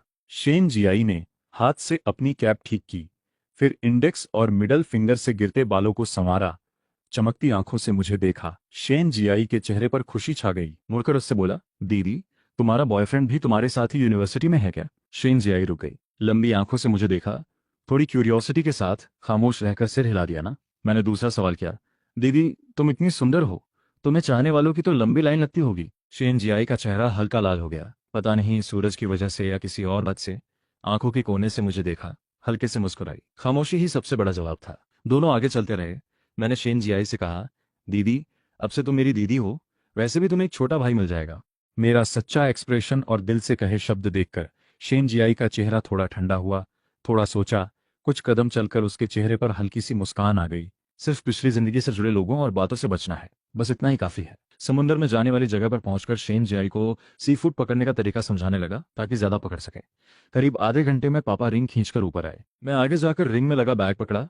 शेन जियाई को मछली और झींगे की अलग अलग किस्में समझाने लगा। सी फूड फ्रेश रखने के लिए समुंदर के पानी से भरी बकेट में रखना पड़ता है। रिंग असल में साइकिल के टायर का इनर ट्यूब होता है। ज्यादातर ट्रक के बड़े टायर का इनर ट्यूब यूज होता है। हवा भरकर पानी में बहुत फ्लोट करता है। बीच के होल में रस्सी बांधकर नेट सी के किनारे टांग दिया जाता है। बहुत काम का होता है। सामान ले जाते वक्त एक रस्सी से ही खींच सकते हैं। शेन जियाई को सी फूड बहुत पसंद आ रहा था। मछली, झींगे, शेलफिश, ये टाइप मछली सुखाने के लिए सही होती है। अंदर का सामान निकालकर साफ करके नमक लगाकर तेज धूप में सुखाते हैं। सूखने के बाद तेल में फ्राई करके चावल की कांजी के साथ खाओ तो बहुत स्वाद आता है। मैंने उसका एक्सप्रेशन देखकर पूछा, खाना है क्या? माँ से बनवा दूंगा तुम्हारे लिए। शेन जियाई खुश होकर सिर हिलाई। इस बार पापा फिर से समुद्र में गए, ऊंची लकड़ी पर चढ़कर। इस बार गहरे पानी में जाल लाने के लिए ऊंची लकड़ी के बिना नहीं हो सकता। शेन जियाई समुद्र में पापा की पोजीशन देखती रही, सब्र से इंतजार करती रही, अलग सी फूड की उम्मीद में। करीब 1 घंटे बाद पापा वापस आए। इस बार सी स्नेल, रेड क्रैब, छोटी क्रैब, ये शायद चीनी पुरानी सभ्यता का जीन है। मेहनत से मिला हुआ खाना संतोष देता है, कल के खाने की चिंता मिटाता है। बहुत पहले से पुरखों ने सेविंग करना सीख लिया था। आज की सुबह बहुत अच्छी रही। ढेर सारा सामान मिला। इस वक्त की शिन जियाई बहुत सुंदर लग रही थी। इस पल मैं बस एक देई की जवानी की खूबसूरती को निहार रहा था, बिना किसी और मतलब के। इस वक्त मुझे लगा जैसे मैं अपनी पुरानी मरने वाली किस्मत से आजाद हो गया हूँ। दोपहर हो गई। समुद्र के पास रहने वाले लोग घर लौटने लगे, सामान पैक करके। पापा अपनी 3 पहियों वाली मोटरसाइकिल से सामान और गियर लेकर निकल गए। हम दोनों पैदल ही घर की तरफ चलने लगे। ज्वार आ रहा था। लहरें धीरे धीरे तेज होने लगी। रास्ते में बातें भी बढ़ने लगी। मुझे लगा हमारे रिश्ते में थोड़ी गर्माहट आ गई है। घर के नजदीक पहुंचकर सतर्कता थोड़ी कम हो गई। शिन जियाई, समुंदर, मैंने फैसला कर लिया है, एक सच्चा प्यार ढूंढूंगा। अगर न मिले तो समझौता नहीं करूंगा। कोई ऐसा इंसान ढूंढूंगा जो मेरी फिक्र करे, मेरी केयर करे, दोनों तरफ से बराबर प्यार हो। गर्मी की हवा गर्म और सुकून भरी थी। सारी टेंशन छोड़कर मन हल्का रखो तो दुनिया बड़ी लगती है। खुश रहना ही सबसे जरूरी है। दोपहर की धूप कुछ खास थी, खासकर उस साल डोंग विनहुआ गांव में यूथ कैंप में रहती थी। खाना भी ठीक से नहीं मिलता था, रहने की जगह भी अच्छी नहीं थी। जियांग परिवार उस वक्त गांव के उन कम परिवारों में था जिन्हें पेट भर खाना मिलता था, क्योंकि जियांग परिवार में भाई ज्यादा थे। जियांग फेंगिंग सबसे छोटी बेटी थी, ऊपर 4। उस वक्त जिस घर में लड़के ज्यादा होते थे, उस फैमिली का रसूख भी बड़ा होता था। कोई परेशान नहीं करता था। जियांग फेंगिंग का स्वभाव थोड़ा तेज था। खुलकर बोलने वाली, अक्सर सॉफ्ट स्वभाव वाली डोंग वेनहुआ की मदद करती थी। जल्दी ही दोनों बेस्ट फ्रेंड बन गई। जियांग फेंगिंग अक्सर डोंग वेनहुआ के लिए वर्क पॉइंट्स कमाने में हेल्प करती थी। वापस आने से 1 साल पहले की सर्दी में दोनों पहाड़ पर लकड़ी काटने गई थीं। ज्यादा लकड़ी पाने के लिए जंगल में थोड़ा गहरे चली गईं। तभी दोनों को 4 चित्तीदार भेड़िए मिल गए। डोंग वेनहुआ डर के मारे सिर्फ रोने लगी। जियांग फेंगिंग का तेज मिजाज देखकर, डोंग वेनहुआ की ये हालत देखकर, उसने 2 मीटर लंबी लकड़ी की छड़ी उठाई और भेड़ियों के सामने डट गई। जियांग परिवार के भाई शिकार करना जानते थे, उनसे बहुत कुछ सीखा था, इसलिए जियांग फेंगिंग घबराई नहीं। भेड़ियों के सामने डटी रही। पहले हमला नहीं करना, भागकर भेड़ियों से बचना नामुमकिन था। जियांग फेंगिंग ने डोंग वेनुआ को अपने पीछे छिपा लिया। आंखें फाड़कर भेड़िए के सामने डट गई। डोंग वेनुआ ने भी बाद में खुद को संभाला। जियांग फेंगिंग के तरीके अपनाकर एक लंबी छड़ी उठाई। जियांग फेंगिंग की पीठ को कवर करने लगी। भेड़िए बहुत चालाक थे। लीडर भेड़िए ने पेशेंस खोकर बाकी साथियों को बुलाने की कोशिश की। जियांग फेंगिंग के दूसरे और तीसरे भाई सर्दियों में अक्सर पहाड़ों में घूमते रहते थे। बंदूक लेकर धीरे धीरे पास आ गए। सही मौका देखकर तुरंत गोली चला दी। धाएं धाएं 2 आवाजें, 2 भेड़िए गिर गए, बाकी 2 भागकर निकल गए। उसके बाद से डोंग वेनहुआ जियांग फेंगिंग से और ज्यादा चिपकी रहने लगी। कोई और वजह नहीं, सिर्फ वो सेफ्टी का एहसास। डोंग वेनहुआ बोलते बोलते जैसे यादों में खो गई। अक्सर चिट्ठी लिखकर अपने हाल बताते रहते थे। शेन जियाई इस कहानी में खो गई। ध्यान से सुनती रही। बेटा, छोटे लिन को कैसा लगा तुम्हें? पसंद है क्या? डोंग वेनहुआ बेटी को छेड़ते हुए बोली। वो अच्छा है, दूसरों का ख्याल रखता है, केयरिंग भी है, शेन जियाई ने जवाब दिया। डोंग वेनहुआ खुश होकर अपनी बेटी को देखती रही। अपनी बेटी है, लोग पहचानने में भी एक्सपर्ट निकली। वॉन्ग यू और शियाओ यू, तुम्हें कौन ज्यादा पसंद है? डोंग वेनहुआ ने फिर पूछा अपनी बेटी से। शेन जियाई खामोश रही। पर तुम्हारे पसंद का कोई फायदा नहीं। अगर तुमने ऐसी प्रॉमिस कर ली है तो अफसोस की बात है। मुझे तो शियाओ यू पसंद है। डोंग वेनुआ अपनी बेटी को और छेड़ती रही। शेन जियाई फिर खामोश रही, सिर्फ अपनी चमकती आंखें खोलकर मां की तरफ देखती रही, हंसी के इंतजार में। डोंग वेनहुआ अपनी बेटी का उम्मीद भरा एक्सप्रेशन देखकर फैसला कर लिया कि नहीं, उससे सहमत होना ही होगा। उसने सोचा होगा कि दोनों फैमिली की कंडीशन में फर्क है, या शायद उसे लगता है तुम बहुत ज्यादा अच्छी हो। फैमिली लुक्स सब में शियाओ यू भी अच्छा दिखता है, पढ़ाई में भी अच्छा है, पर फिर भी तुमसे कम है। उसकी जगह होकर सोचूं तो मैं भी शियाओ यू के फैसले से सहमत हूं। उसे डर है कि सब लोग परेशान होंगे, क्योंकि शादी सिर्फ 2 लोगों का मामला नहीं होती, शादी 2 फैमिलीज का मामला होती है। वो अपनी उम्र के लड़कों में सबसे अच्छा दोस्त है जो मैंने देखा है। बोलते हुए अपनी बेटी शेन जियाई को देखा, दोनों हाथों की अंगुलियां जोड़कर थम्स ऊपर करके। डोंग वेनहुआ ने बीच में नहीं रोका, अपनी बेटी की इंडिपेंडेंट सोचने की क्षमता डेवलप होने दी। करीब 10 मिनट बाद शेन जियाइन ने सोचकर जवाब दिया। डोंग वेनहुआ बोली, अगर तुम वांग यू को चुनती हो तो मैं शादी क्या होती है, मैं तुम्हें एक बार उससे क्यों मिलवाया, क्योंकि मुझे यकीन है जियांग दीदी के सिखाए बच्चे में कोई कमी नहीं हो सकती, नेचर और कैरेक्टर दोनों ही अच्छे होंगे। डोंग वेनहुआ थोड़ी देर रुकी, इस बार देखकर और भी इम्प्रेस हुई। सच में, अगर तुम राजी हो तो मैं पूरी कोशिश करूंगी जियांग दीदी के साथ बात करके तुम दोनों को मिलाने की। अभी ही शादी फिक्स करवा दूंगी। केयरिंग है, अरेंजमेंट अच्छे से करता है, ख्याल रखता है, बाहर से सॉफ्ट, भीतर से डिसिप्लिन वाला, अच्छा दामाद बनने के लिए परफेक्ट चॉइस है। हाँ हाँ हाँ, क्या कहती हो? शेन जियाई के चेहरे पर दुख का भाव आ गया। नजरें दूसरी तरफ कर ली। डोंग वेनहुआ को लगा बेटी अभी भी वांग यू को भूल नहीं पाई। माँ होने के नाते समझ गई, बचपन के प्यार का सपना है। फिर बात नहीं बढ़ाई, गाड़ी स्टार्ट कर वापस चल दी। शेन जियाई पूरे रास्ते खामोश रही। माँ बेटी के बीच कोई बात नहीं हुई। घर पहुंचकर पापा को बुलाया सामान उठाने में हेल्प के लिए। पापा ने बिना इंतजार किए पहले पूछा, चावल की कांजी और सूखी मछली है क्या? जब पता चला बहुत सारा लाया है तो खुश होकर बार बार बोलते रहे, अच्छा अच्छा अच्छा। डोंग वेनहुआ ने पति को खुश देखकर खुद भी खुश होकर 2 दिनों की बातें बताने लगी। डोंग वेनहुआ पति के साथ किचन में डिनर बनाने चली गई। शेन जियाई अपने रूम में गई, नहाकर कपड़े बदले, ड्रेसिंग टेबल के सामने बैठकर बाल सुखाते हुए शीशे में अपना चेहरा देखती रही। मन में माँ की बात सोचती रही। शेन जियाई के चेहरे के एक्सप्रेशन माथे पर सिकुड़न से शुरू होकर फिर साफ और कॉन्फिडेंट हो गए। पापा डोंग वेनहुआ की हेल्प करते हुए साथ में पूछते रहे, वो लड़का कैसा है? डोंग वेनहुआ थोड़ी अफसोस के साथ बोली, वो सच में अच्छा है, बिल्कुल परफेक्ट दामाद मटेरियल है। बस लगता है उसने जियाई को पसंद नहीं किया, या शायद ये नहीं कि पसंद नहीं किया, बस उसका कोई इरादा ही नहीं था ऊंचे रिश्ते जोड़ने का। उसने जियांग दीदी से कहलवाया कि मेरी प्रॉस वापस ले लो। जियांग दीदी ने भी छोटे लिन की ही बात मान ली। शेन पापा बोले, फिर डोंग वेनहुआ ने मेरी एक्टिंग और बिहेवियर की तारीफ की। शेन पापा बोले, सच में इतना अच्छा है, मौका मिला तो मिलूंगा उससे। डोंग वेनहुआ ने पति से कहा, मिलकर भी कोई फायदा नहीं, मुझे एक फीलिंग है, वो लड़का जैसे ही उसे देखेगा पसंद कर लेगा। मैं तो उसे दामाद बनाना चाहती हूँ, बेटा न भी हो तो भी। गर्मी की वजह से जो गलतफहमी हुई होगी, डोंग वेनहुआ बोलती रही। नहीं मानोगे तो छोड़ो, उसने मुझे जिस तरह देखा था मुझे एहसास हो गया था। लिन यू ने तो मुझे गोद ली हुई माँ बनाने को कहा था। अगर मैं और जियांग दीदी राजी ना होती तो आज एक बेटा भी मिल जाता। अरे अब तुमसे क्या बात करूं? जितना सोचती हूँ उतना लगता है ये लड़का जानबूझकर हमसे दूरी बना रहा है। तभी तो उसे कितना अजीब लग रहा था। अब समझ आया, ये लड़का हमारे परिवार से रिश्ता ही नहीं बढ़ाना चाहता। ये तो पीछे हटकर आगे बढ़ने वाली चाल थी। बहुत स्मार्ट तरीका था, उसने हमें रिजेक्ट कर दिया। अब मुझे गुस्सा आ रहा है। गुस्से में हाथ में पकड़ी मछली चॉपिंग बोर्ड पर पटक दी। तुम खाना बनाओ, मैं अपना गुस्सा शांत करती हूँ। पापा सोचने लगे, इस लड़के से मेरा क्या लेना देना। डोंग वेनहुआ का सीना भारी हो गया, क्योंकि उनकी फैमिली से दूरी बनाने पर गुस्सा आ रहा था। डोंग वेनहुआ ने मन में सोचा, ये कमीना, मेरी गोभी इतनी। खाने के बाद दिन की मेहनत वाला काम शुरू हुआ। गाना गाते हुए, सिर्फ गाना पसंद है, चाहे दुनिया समझे या ना समझे क्या गा रहा है, खुद खुश रहना ही काफी है। फिर से एक खूबसूरत दिन शुरू हुआ। शेन परिवार की माँ बेटी के जाने के बाद शियाओ यू को सच में बहुत सुकून मिला। शियाओ यू ने बालकनी का दरवाजा खोला, आंखें बंद करके लालच से हवा में सांस ली। इतना रिलैक्स्ड फील हो रहा था कि हवा भी मीठी मीठी लग रही थी। शियाओ यू ने आसमान में जोर से चिल्लाया, हवा की तरह आजाद। तभी जियांग फेंगिंग ने ग्राउंड फ्लोर से बाहर निकाला। ठंडी नजरों से शियाओ यू को देखते हुए बोली, नीचे आ जाओ। शियाओ यू मासूम सा होकर बोला, ठीक है माँ। नाश्ते के बाद शियाओ यू पापा की मछली के जाल ठीक करने में हेल्प करने लगा। आज सुबह 10 बजे हाई टाइड था, इसलिए लिम झेंगो इतनी जल्दी समुद्र नहीं गए। पापा हर दिन 300 से 500 किलो तक पकड़ लेते थे। बेचने के बाद 20,000 से ज्यादा कमा लेते थे। जेलीफिश और सैंड जेलीफिश में फर्क होता है। सैंड जेलीफिश सस्ती होती है, जेलीफिश महंगी। सैंड जेलीफिश बड़ी और हैवी होती है, जेलीफिश छोटी और लाइट होती है। समुद्र से लाने के बाद बाल और स्किन की लेयर हटाकर अलग करते हैं, साफ पानी से धोते हैं, बिना पानी मिलाए नमक से दबाकर जेलीफिश का पानी निकालते हैं। कुछ लोग तो समुद्र के किनारे ही तुरंत बेच देते हैं। शियाओ ये सोचता रहा खुद का कुछ अलग प्लान कैसे बनाए। लिनफू ने जाल ठीक करके सामान पैक किया, 3 पहियों वाली मोटरसाइकिल में रखकर घर लौटे। थोड़ा रेस्ट किया, टाइम देखते हुए निकलने का इंतजार करते रहे। शियाओ यू तैयार होकर पापा के साथ समुद्र के लिए निकल गया। 3 पहियों वाली गाड़ी का झटका। इतवार की रात वांग अंकल को फर्स्ट प्राइज मिला। 10 जुलाई की धूप वाली सुबह लिन यू सुबह जल्दी उठकर नाश्ते के बाद प्लान बनाने लगा। लिन यू का प्लान था, सिर्फ एक टिकट लेगा, वांग अंकल के पुराने जीते हुए नंबर से 6 रेड नंबर वही रखेगा, बाकी 15 ब्लू नंबर हर एक से 200-200 टिकट लेगा। 4 रेड नंबर मैच हुए तो फायदा, 3 रेड और 1 ब्लू मैच हुआ तो हल्का नुकसान। लिन यू प्रोबेबिलिटी पर भी दांव लगा रहा था, चाहे कुछ भी बदले उसे लगा ब्लू नंबर बदलने के चांस सबसे ज्यादा हैं। वांग अंकल ने वही नंबर क्यों सिर्फ एक बार खरीदा था। जियांग सर से छुट्टी लेकर 9 बजे निकल गया, अपनी प्यारी मोटरसाइकिल पर।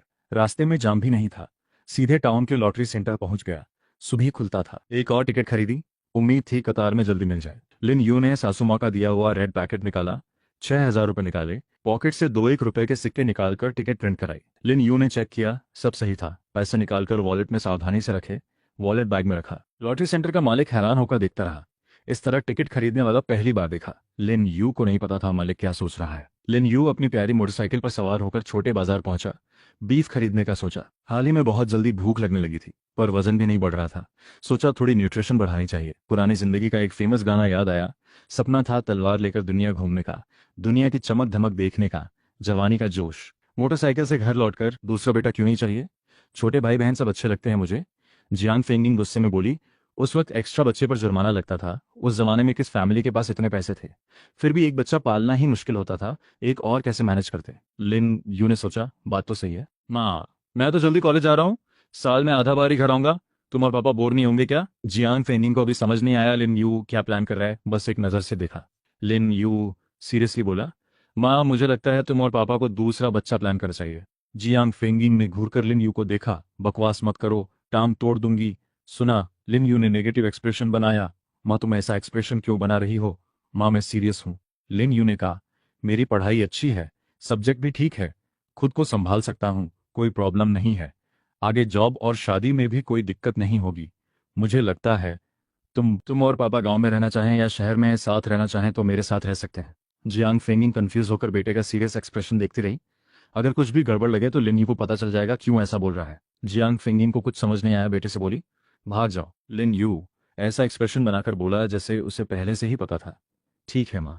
लिन यू आंगन में जाकर सिगरेट निकालकर सोचता रहा, सच में दूसरा बच्चा होना चाहिए। पता नहीं कब किस्मत बदल जाए, दूसरा बच्चा होता तो अच्छा होता, कभी कभी पीट भी सकता उसे। सिगरेट पीते हुए बाल पीछे किए, देखा बाल थोड़े लंबे हो गए हैं। घर जाकर पैसे लेकर मीडिया सेंटर की तरफ चल पड़ा। इस वक्त समुंदर में हाई टाइड था। कोई समुंदर गया था, कोई खाना बना रहा था। यूजी मई के सलून में कोई नहीं था। लंबाई एकदम कमर तक, narrow side white triangle innerwear के ऊपर हल्की पारदर्शी वाइट जैकेट, क्रीम कलर की मोटी हील वाली सैंडल, जेट जैसा चेहरा, चलने का तरीका भी मैग्नेटिक। ऐसा कैरेक्टर देखकर समझ आता है कि लॉन्ग वॉन्ग गांव के सारे मर्द उसके दीवाने हैं, चाहे कोई भी उम्र हो। शियाओ यू को नहीं आना चाहिए था। यहाँ इतनी जवान बॉडी देखकर मन डगमगा गया। फिर मन फैसला किया, कोई भी डेविल मन को डिस्टर्ब नहीं कर सकता। साफ पानी जैसा शांत रहना है, बिना हलचल के, बिना डर के, अकेले बैठे जोर से हंस सकता हूँ, साफ चांद के नीचे। शियाओ यू को पता था पहले बोलना जरूरी है, इसलिए अंदर जाते ही बोला, आंटी बिजी हो, मैं हेयर कट कराने आया हूँ। यूजी मेई ने मुड़कर शियाओ यू को देखा। मन में सोचा, अच्छी बॉडी है, मस्कुलर है, इतना यंग और फ्रेश लड़का, क्रू कट चाहिए मुझे। यूजी मेई ने सिर हिलाकर हाँ कहा, फिर एप्रन पहनाया, छोटी स्प्रे बॉटल से कुछ बार पानी छिड़का, बाल कंघी से सेट किए। उस वक्त गांव के सैलून में पहले शैम्पू करने का सिस्टम नहीं था। लेटकर किसी लड़की या लड़के से बाल धुलवाने का तो सवाल ही नहीं था। शियाओ यू ने अभी अपनी कन्विंसिंग स्किल्स यूज करना शुरू किया।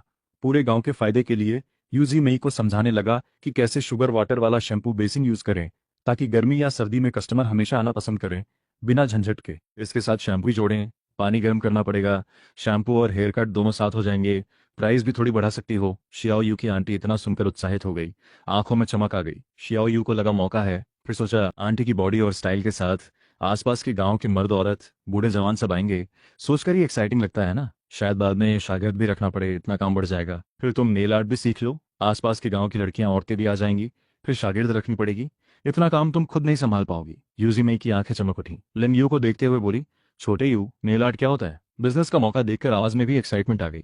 शियाओ यू ने आंटी का सुनर लंबा हाथ पकड़कर फिर से अपना कन्विंसिंग टैलेंट यूज किया। पेशेंस से नेल आर्ट की खूबसूरती समझाने लगा, साथ ही आंटी के छोटे हाथ को हल्के से दबाया। फिर नेल आर्ट के मार्केटिंग आइडिया समझाने लगा।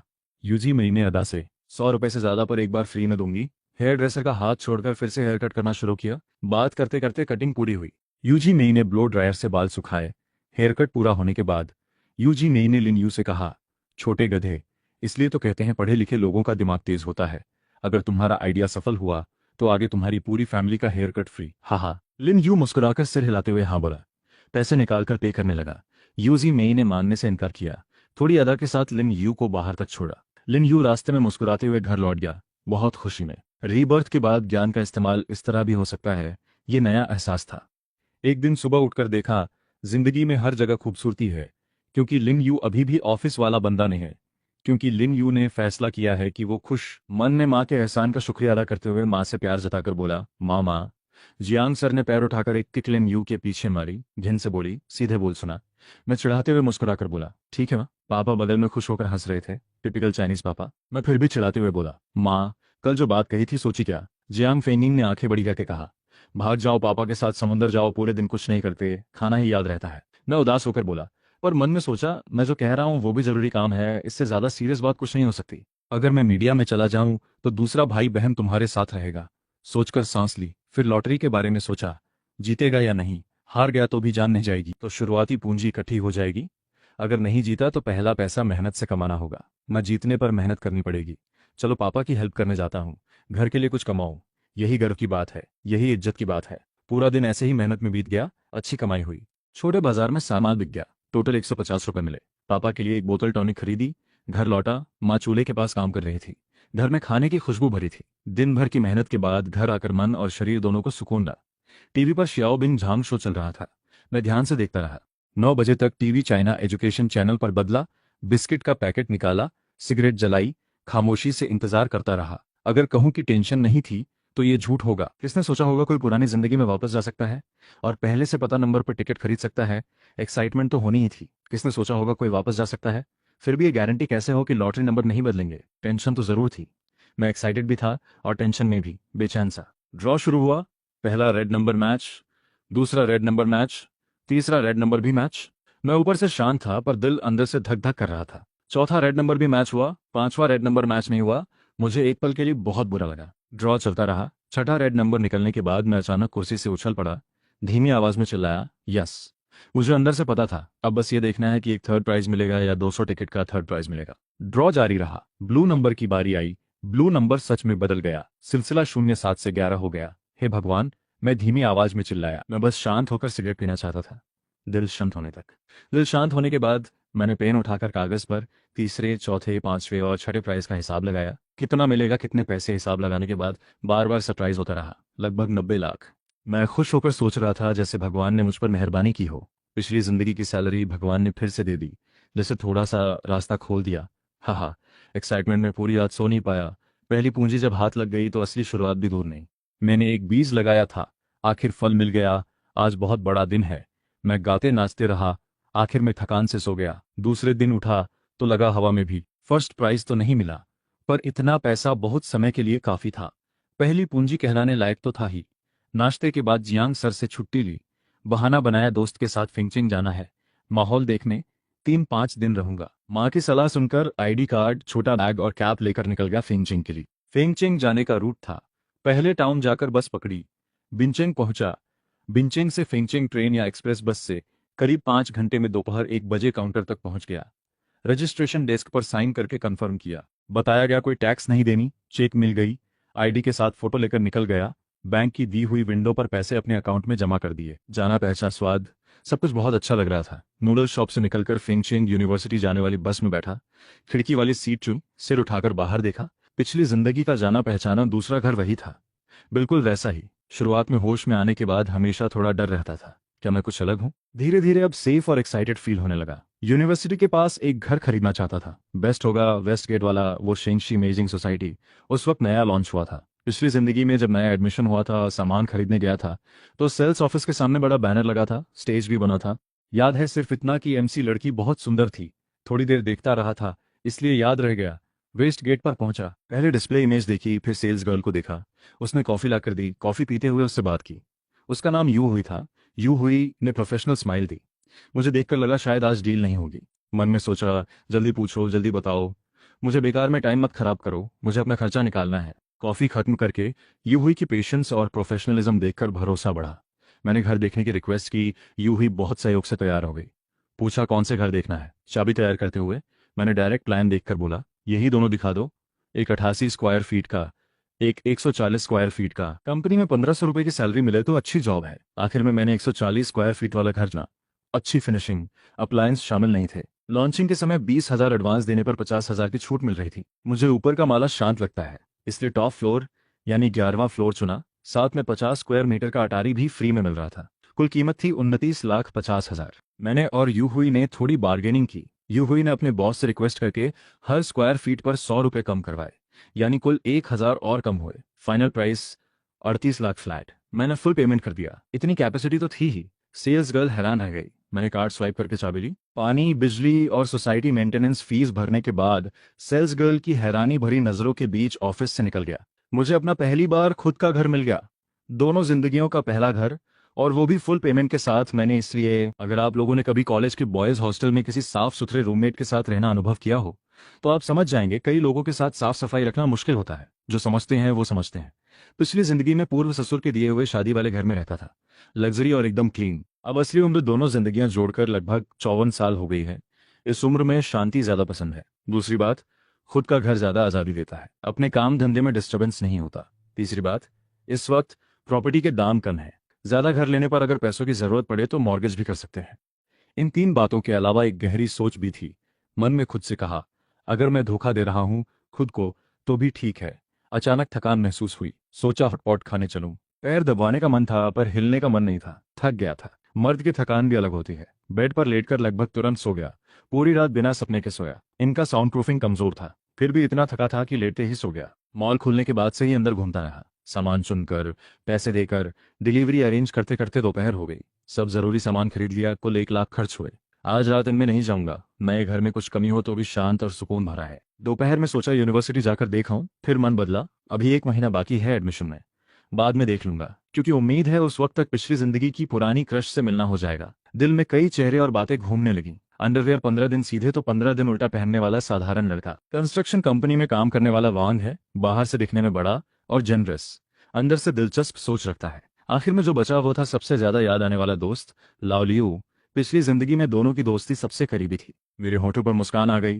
फिर सोचा, रीबर्थ वाले लोग जो गलती करते हैं वही गलती मैं भी करने वाला था। दिखावा करना, लोगों को इम्प्रेस करना, खुद को धिक्कारा। फिर रूम की पूरी सफाई शुरू की, हर कोना साफ किया। गर्मी का मौसम था, पसीने से तरबतर हो गया, पूरी तरह पसीने में डूब गया। भूख इतनी बढ़ गई कि सहन नहीं हुआ। कपड़े बदलकर रेस्टोरेंट गया खाने के लिए।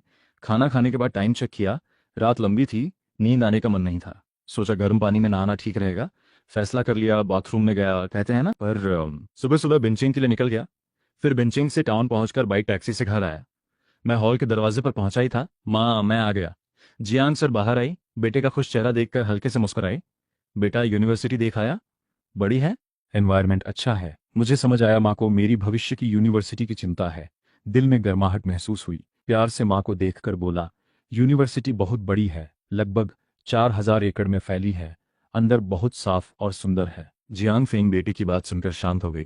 बोली, बेटा दोपहर का खाना नहीं खाया होगा, माँ बनाती है तुम्हारे लिए कुछ। मैं खुश होकर मुड़कर बोला, ठीक है। फिर अपने रूम में जाकर बनियान और शॉर्ट्स पहने, जूते उतारे, जल्दी से खाना खाकर निकल गया। मैंने मोटू को कॉस्मेटिक शॉप के बाहर खड़ा करवाया।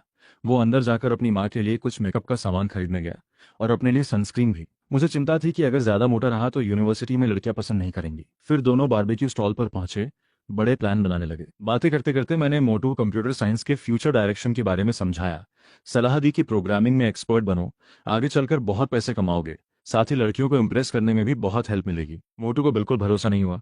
उसकी आंखों में शक देखकर मैंने बेहोश होकर सोचा, ठीक है, अभी सिर्फ आइडिया देता हूँ, बाकी आगे देखे। थोड़ी देर बाद दोनों घर लौट गए। मैंने खरीदा हुआ कॉस्मेटिक सामान प्यारी माँ को दिया। माँ खुश होकर ले लिया।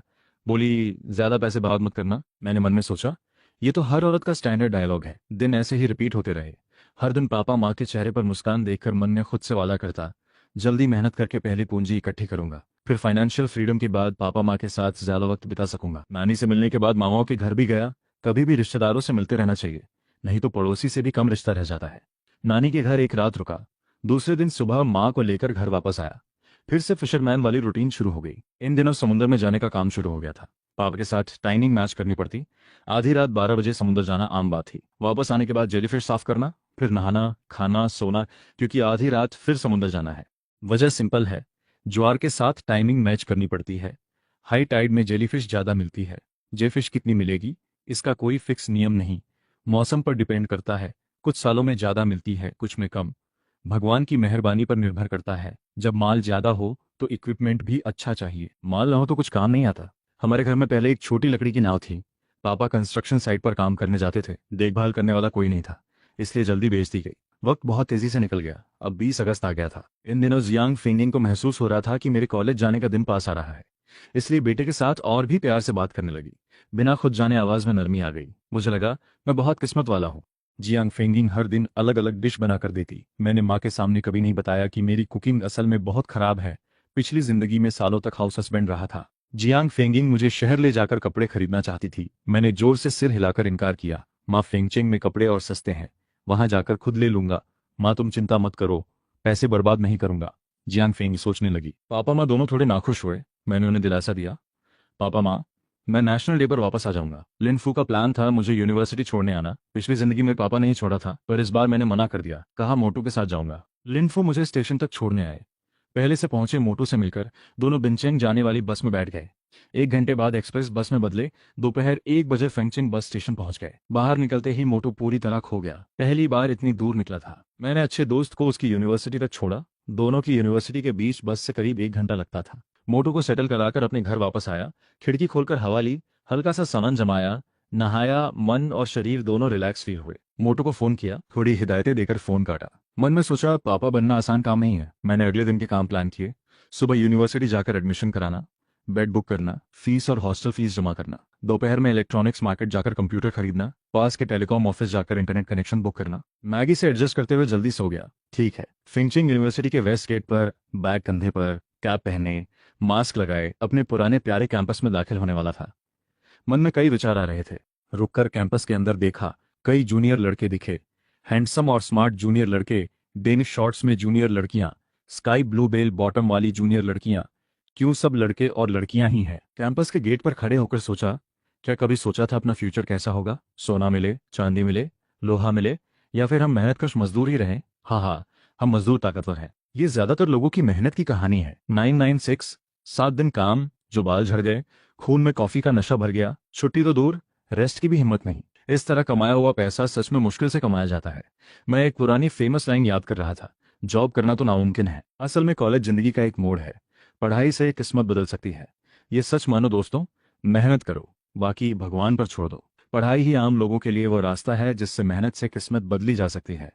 इसलिए सीरियस होकर मेहनत करो। मानो या ना मानो, मैं तो स्काई ब्लू जीन्स, सफेद प्लेन टॉप, कंधे पर ब्लैक बैकपैक, सिर पर कैप, सूरज की धूप में चमकता हुआ काला सनग्लासेस। हम कैसे अरेंज करते हैं, छोटा वॉश बेसिन कैसे सेट करते हैं, blue bedsheet, pillow cover, yellow blanket, सफेद रजाई कवर। मिलिट्री ट्रेनिंग के बाद टोफू जैसी फोल्डिंग सब ऊपर सेट हो गई। एक हाथ में ग्रीन बड़ा बैग कंधे पर डाला, दूसरे हाथ में बेसिन लेकर हॉस्टल की तरफ चला। इतना सामान उठाना अब उसके लिए बच्चों का खेल था, बिल्कुल आसान। गर्मी बहुत ज्यादा थी। सुबह पी हुई सोयाबीन मिल्क भी बहुत गर्म लग रही थी। साउथ कैंपस की तरफ पहुंचा, फिर निकल गया।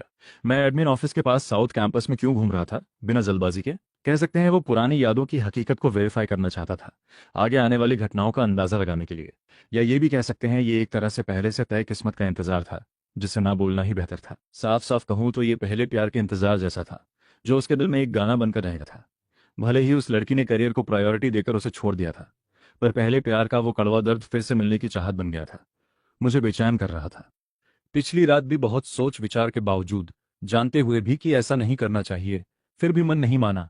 क्योंकि एक वक्त था जब उससे प्यार मिला था। हाँ, क्योंकि प्यार में इंसान सबसे कमजोर पड़ जाता है। उसने ये नहीं सोचा था कि उसका ये काम सही था या गलत। कुत्ते जैसा बर्ताव, पुरानी मुलाकात की वो जगह याद आ गई। मैं जल्दी पहुंचकर एक पीपल के पेड़ के नीचे इंतजार करने लगा। फुटपाथ पर बैठकर कैप से हवा करते हुए, आंखें सनग्लासेस के पीछे चारों तरफ देख रही थी। 2 सिगरेट पीने के बाद एक लड़का मेरे जैसा ही बैग लिए, दूसरे हाथ में सूटकेस लेकर आया। पीछे एक लड़की चल रही थी। लड़की भी सूटकेस खींच रही थी। दोनों मेरी तरफ ही आ रहे थे। मैंने जगह सुनी थी, वो खास वजह से थी। पहले भी यही हुआ था। करीब 100 मीटर की दूरी से लड़की का चेहरा साफ दिखने लगा। हाइट लगभग 5 फीट 8 इंच लग रही थी। असल में 5 फीट 9 इंच थी, ये मुझे पता था। लड़की ने कैप पहनी हुई थी। उसकी टांगे और कमर का अनुपात बिल्कुल सही था। पैरों में सफेद हाई टॉप कैनवास शूज, ऊपर सफेद शॉर्ट स्लीव टी शर्ट और उस पर एक हल्की जैकेट। सब कुछ एकदम परफेक्ट लग रहा था। तभी वो लड़की न जाने किस बात पर रुक गई और बगल वाले लड़के पर भड़क उठी। उसका सीना तेज तेज ऊपर नीचे हो रहा था, सांसें कुछ तेज थीं। लड़के ने कुछ कहा और फिर दोनों आगे चलने लगे। बस लड़की थोड़ा पीछे रह गई। जैसे जैसे वो पास आती गई उसका चेहरा साफ दिखने लगा। वो थी वही, पतला सुंदर चेहरा, छोटी और सुतवा नाक, होंठ गुलाब जैसे, आंखें बड़ी बड़ी, भौहें थोड़ी सीधी। भौहों और आंखों के बीच का फासला एकदम सही। गालों की हड्डियां थोड़ी उभरी हुई, पर मांस उन्हें ढक रहा था। पूरा चेहरा जैसे किसी ने बनाया हो। ये साधारण लड़का नहीं था।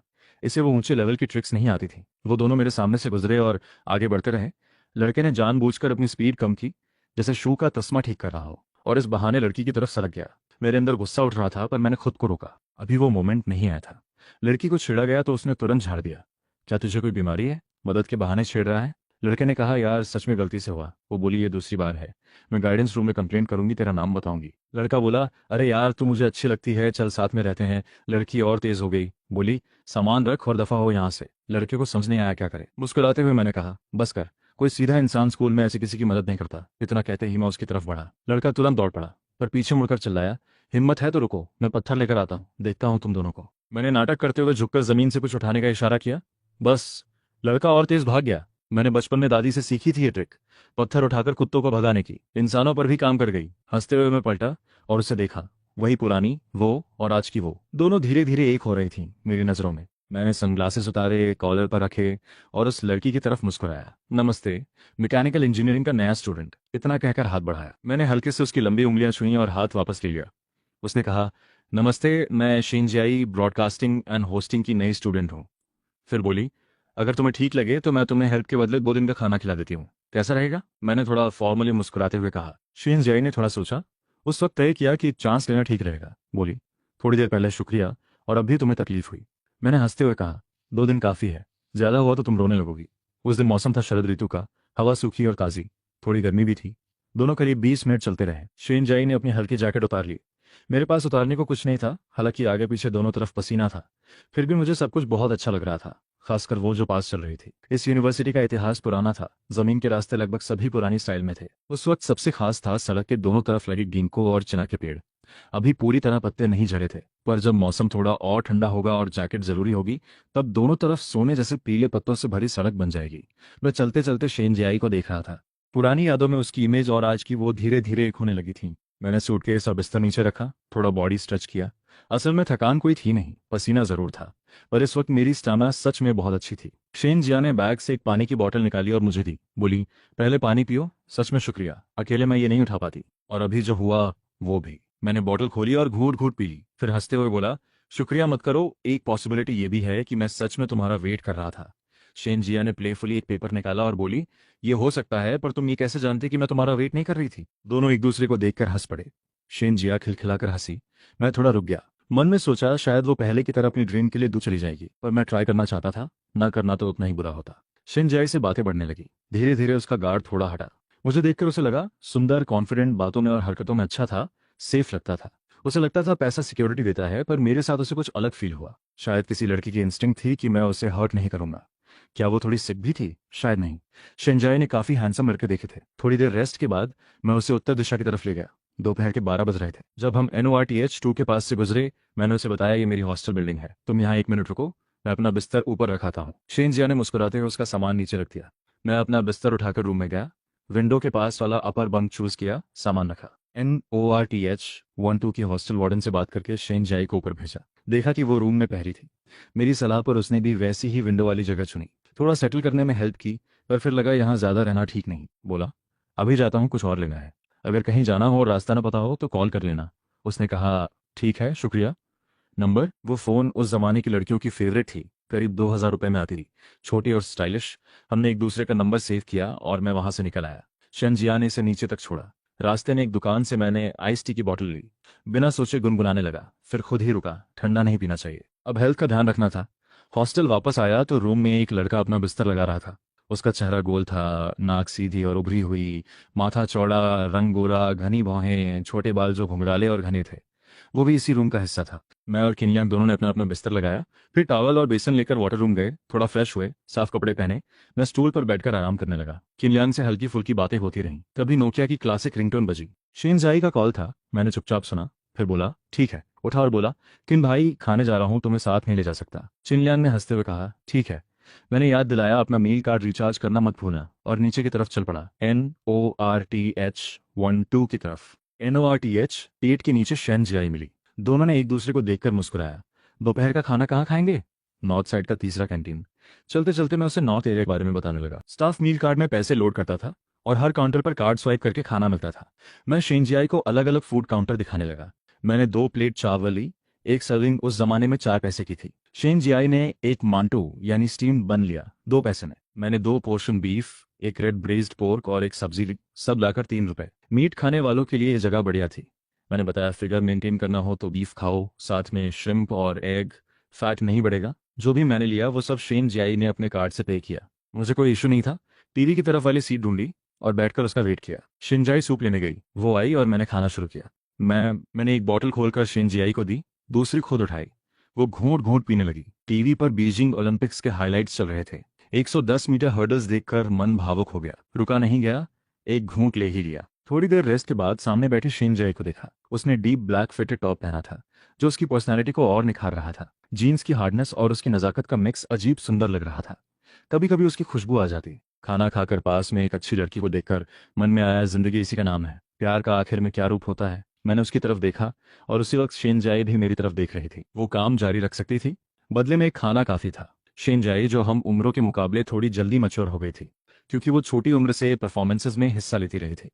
उसे लगा मैं उम्र में बराबर होते हुए भी काफी काम करने वाले लोगों से भी ज्यादा मैच्योर था। कॉन्फिडेंट था, सीरियस था, पर बोरिंग नहीं। बातें करना आता था, रूल्स भी जानता था और अपनी कमियां सामने रखने से डरता नहीं था। उसके पीछे लाइन बहुत लंबी थी, पर मैं अभी डायरेक्टली अप्रोच नहीं कर रहा था। एक स्टेप बैक रखा था। उसे क्या लगा वो मुझे नहीं पता था। सोचोगी नहीं तो मैं चलता हूँ, और काम है मुझे। शिनजाई ने बड़ी बड़ी आंखें झपकाई, थोड़ी हेजिटेट करते हुए बोली, कैंपस घूमना है, साथ चलोगे? खाना मैं खिला दूंगी। और मन में था वो सामने दिख रही साइकिल, वो प्यार की सवारी थी। हाँ हाँ हाँ चलो। दोनों जवान लड़का लड़की धूप से भरे कैंपस के सड़क पर साथ चलने लगे। याद में बचपन की धुंधली सी इमेज आई। आसमान में बादल तैर रहे थे, स्कूल के रेडियो पर फ्लाई फ्रॉम बैंड का गाना बज रहा था, हमारा प्यार। मैं और शिनजाई कैंपस की सड़क पर चलते रहे। गाना सुनकर दिल थोड़ा भारी हो गया। बदल में उसे देखकर पिछले जन्म की बातें याद आ गई। वो गाना उस वक्त बड़ा अजीब लग रहा था और दिल में एक हल्का सा दर्द भी था। शिनजाई ने सेकेंड ईयर के पहले सेमेस्टर में अपनी करियर की राह चुन ली थी, और उस राह के लिए कुछ छोड़ना पड़ा। जो इंसान खुद कुछ छोड़ सके वो सच में तारीफ के काबिल है। वो स्ट्रांग है। भले ही जो उसने छोड़ा वो मैं था। और बाद में टूटी टूटी खबरों से पता चला कि शिनजिया ने सच में बड़ी अचीवमेंट्स हासिल की, और आखिर में उसने एक अच्छे घर के लड़के से शादी की। मैंने खुद से पूछा, क्या मैं इस स्क्रिप्ट को एक बार और ट्राई करने की हिम्मत रखता हूँ? थोड़ी उम्मीद भी थी, थोड़ा डर भी। उम्मीद इसलिए कि शायद इस बार स्टोरी अच्छे से खत्म हो, पर दिल में एक हल्का सा दुख भी था। डर इसलिए कि जो सच में किसी से दिल से प्यार करे उसे भी शायद वही दर्द होगा। पहला प्यार जब बिछड़ता है तो जो मिठास होती है वो बिल्कुल साफ और प्योर होती है। वो सच्ची मिठास थी।